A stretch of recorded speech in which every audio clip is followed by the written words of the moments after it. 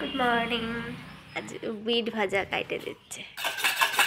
আমি কাটতে পারি না ওর মতন এত সুন্দর করে, সেই জন্য ও কাটছে। কত সুন্দর কাটে দেখো, হেভি গুড। এই যে এই লোকটা রান্না করব, তো মানু বাবা আমাকে বিট ভাজা কেটে দিচ্ছে। তা আমি না এত সুন্দর করে কাটতে পারি না, ও এত সুন্দর ভাজা কাটে। আলু ভাজা, এরকম বিট ভাজা, আরও কোনো কিছু মানে এই ঝিরি মতন ভাজা কাটতে হলো না ও কেটে দেয় আমাকে। আমি ওর মতন সমান সমান করে কাটতে পারি না, আমারটা হয়তো কোনোটা মোটা হয়ে যায়, কোনোটা মিহি হয়ে যায়, এমনটা হয়। তাই ভাজা কাটলে না ওই কেটে দেয়। আর ও আমি যদি রুটি টুটি বানাই, রুটি বলো বা পরোটা বা লুচি যদি বানাই না, তো আটা ময়দা ওই মেখে দেয়। এত সুন্দর করে আটা ময়দা মেখে দেয় না, মানে লুচি রুটি যেটাই করো তোমার ফুলতে বাধ্য, এত সুন্দর করে মানে মেখে দেয়।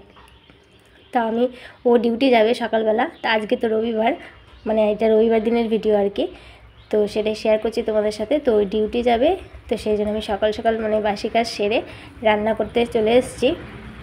তো যেহেতু এত সকালে রান্না করতে হয় না, সকালে ডিউটি থাকলে তো 7:30টায় বেরিয়ে যায় বাড়ির থেকে। আর বেগুনটাতে না পোকা ছিল, সেই জন্য দেখো একটু মানে পোকাটা কেটে ফেলেছি, তো মধ্যখানটা গোল গোল ফাঁকা হয়ে গেছে। তো সকালে 7:30টায় ও বেরিয়ে যায়, তো সেই জন্য আমাকে তার আগেই রান্না করতে হয়। তো সকাল সকালে অত সকালে কী রান্না করে দেবো, তা আমি ভাবলাম যে এক বেগুন ভাজা করে দিই আর পটল ভাজা করে দিই, মানে বিট ভাজা করতে চেয়েছিলাম, কিন্তু বিট ভাজা করতে না অনেকটা সময় লাগে। তো তখন বললো যে আমাকে এখন শুধু তুমি পটল ভাজার বেগুন ভাজা করে দাও, আমি ওই দিয়ে গরম গরম খেয়ে চলে যাব। আর এই যে বেগুন পটল যে ভাজলাম, সেটা তেলটা একটু দিয়ে দিলাম আর লবণ দিয়ে ভাত মেখে নিল। আর তোমরা দেখবে বেগুন ভাজলে বা পটল ভাজলে ওই তেলটা দিয়ে ভাত মেখে নেবে, আর নুন দিয়ে, আর ওই ভাত দিয়ে মানে তেলটা দিয়ে আর একটা কাঁচা লঙ্কা চটকে নেবে, এত সুন্দর লাগে না খেতে। তোমার বেশি তরকারির দরকার হবে না, ওই একটা ভাজা আর ওই তেল দিয়ে আর লবণ দিয়ে ভাত মেখে একটা লঙ্কা নিয়ে নিলেই বেশ সুন্দর লাগে খেতে। তারপরে তো আমি মানু বাবাকে খেতে দিয়ে দিলাম, ওর সময় হয়ে গেছে, খেয়ে দিয়ে চলে যাবে। ও আবার নিজেই বলে জানো যে ওর কলিগরা নাকি সকালে অত সকালে গরম ভাত খেয়ে আসে না, বলে যে কেউ পান্তা ভাত নয়তো কেউ বাসি ভাত ভাজা আর কি শুকনা শুকনা ভাত খেয়ে চলে আসে।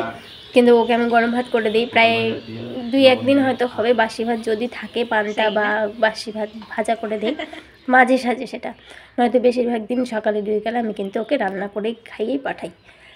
অন্যান্য দিন কোনো সময় হয় কি ভাত নিয়ে চলে যায় টিফিনে, তো আজকে যেহেতু তেমন তরকারি রান্না করতে পারিনি, শুধু ওই ভাজা দিয়ে তো আর ভাত খেতে পারবে না, ওখানে নিয়ে গেলে একটু আলাদা কিছু তরকারি করে দিতে হতো।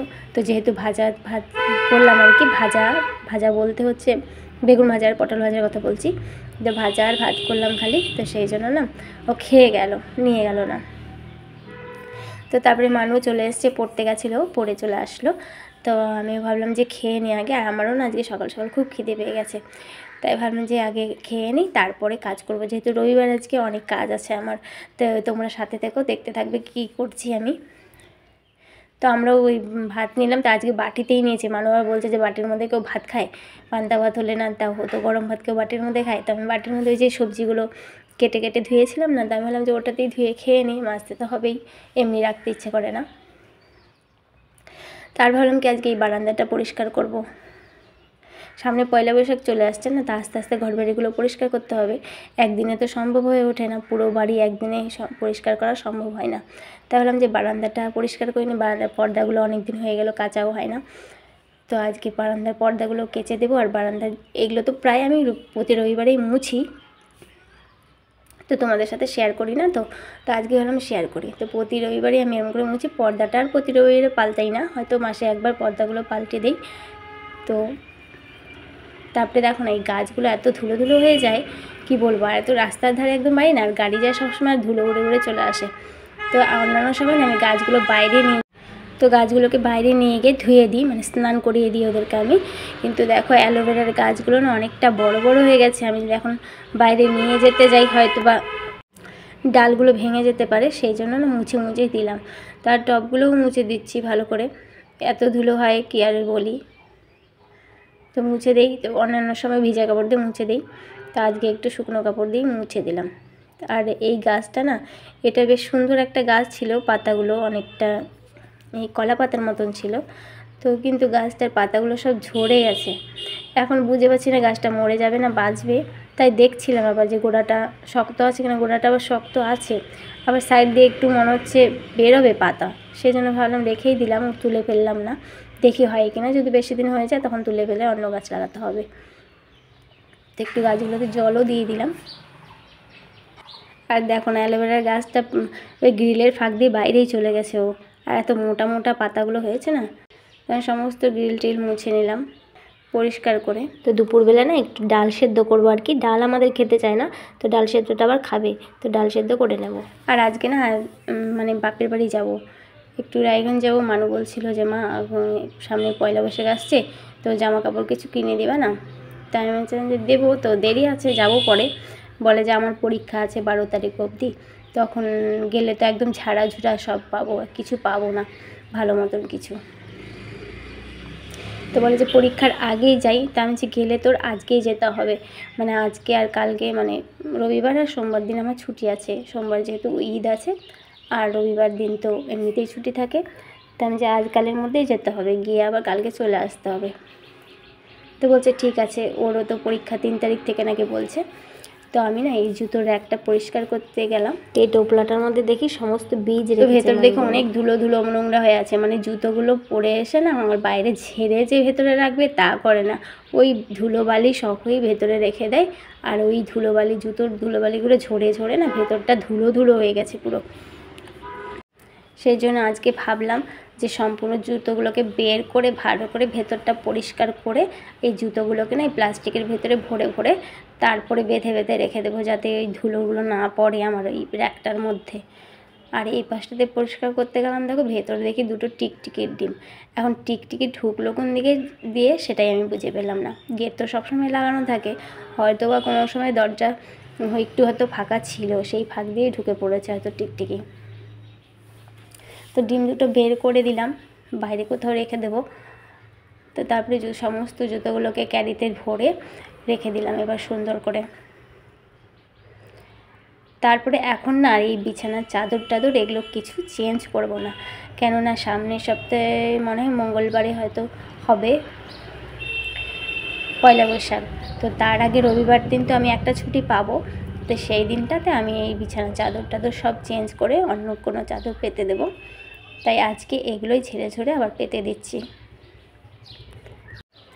আর এগুলো তুললেই তো আবার কাচতে হবে, প্রচুর কাপড় কাচতে হয় জানো না। তো এতগুলো এখন না কাচলেও হবে না, পরিষ্কার তো করতেই লাগে। এখানেই দেখো দুটো বিছানার চাদর এখানেই হয়ে গেল। একটা তো আমি ওই এটা ঢেকে দিয়েছি বসার জন্য, মানে জুতো রাখি ভেতরে আর ওপরে বসার জন্য করে দিয়েছি। আর একটাই চৌকিটা, চৌকি নয় ঠিক খাট, ওটা কিন্তু ছোট সিঙ্গেল বক্স খাট। তো তারপরে ভাবলাম যে এখনও তো ফ্যান চালাইনি, মানে বাইরের বারান্দার ফ্যানটা কিন্তু এখনও চালাইনি। তো আমি ভাবলাম যে ফ্যানটা একটু মুছে দিই। আর এই বারান্দায় ফ্যানটাই আমি একটু লাগল পাই, আমি যেহেতু একটু বেটে মানুষ, তাই বারান্দার ফ্যানটাই আমি লাগল পাই। এদিকটাতে একটু নিচু আছে, মানে ঢালু আছে এদিকে ছাদটা। আর ওই পাশের ঘরের ভেতরের ইয়েগুলো আমি ফ্যানগুলো কিন্তু মুছতে পারি না, ওইগুলো আমি লাগল পাই না,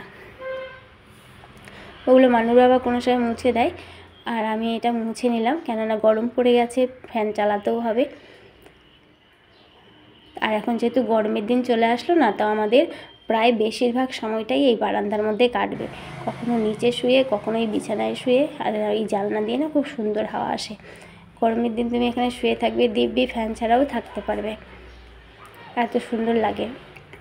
তো এই জায়গাটাতে না আমি ওই ঘরে যে সোফাটা আছে সেটা রেখেছিলাম, দেখো পরিষ্কার করে নিয়েছি আমি একদম ঝেড়ে ঝেড়ে সুন্দর। আর এই ঘরটাও পরিষ্কার করে নিলাম।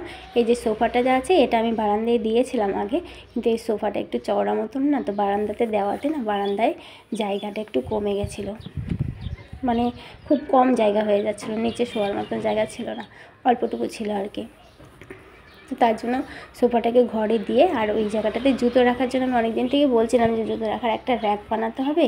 তো টেবিল মতন বানাবো না কেমন বানাবো বুঝে পাচ্ছিলাম না, তা হচ্ছে আবার কোথায় রাখবো। তাহলে এক কাজ করে সোফাটাকে ঘরে দিয়ে দিই। তো আমি স্নান টান করে নিয়েছি, পর্দাগুলো কেচে পুজো দিচ্ছি কিন্তু। তো সোফাটাকে ঘরে রেখে দিই, আর এখানে একটা জুতোর র্যাকও বানিয়ে নেবো, আর উপরে বসার জন্য ব্যবস্থা করে দেবো। তো সেটাই করেছিলাম। তারপরে পুজো দিয়ে নিলাম আমি। পুজো দিয়ে না আমি না অনেকক্ষণ সময় লাগে এই ঠাকুরের সাথে, না আমি কথা বলি জানো তো, নিজের মনে সব দুঃখ বেদনা ভালো মন্দ সবটাই শেয়ার করি তাদের সাথে। তো অনেকক্ষণ সময় লেগে যায়। মানু তখন বলে কি, তোমার পুজো দিতে এত সময় লাগে কেন, এত কথা বলতে হবে না রোজ রোজ, এমন করে বলে, জানো না তো। তা আমার না কেন একটা অভ্যাস হয়ে গেছে। তো তারপর আমার পুজো দেওয়া হয়ে গেল, হয়ে আমরা এবার খাওয়া দাওয়া করে রেডি হয়ে যাব। তো ওর বাবা তো যাবে না, আমি আর মানুই যাব। দেখি দুই একটা কিছু পরার কাপড়ই কিনে দেবো আর কি ওদেরকে, দুই ভাই বোনকে। আর আমার দুটো নাইটি নিতে হবে। তো তারপরে আমরা এখন রেডি হয়ে এখন যাচ্ছি। তো আজকে ভিডিও আমি এখানেই শেষ করছি। কেমন লাগলো ভিডিওটা, ভালো লাগলে একটা লাইক করে দিও, কমেন্ট করে জানিও। তো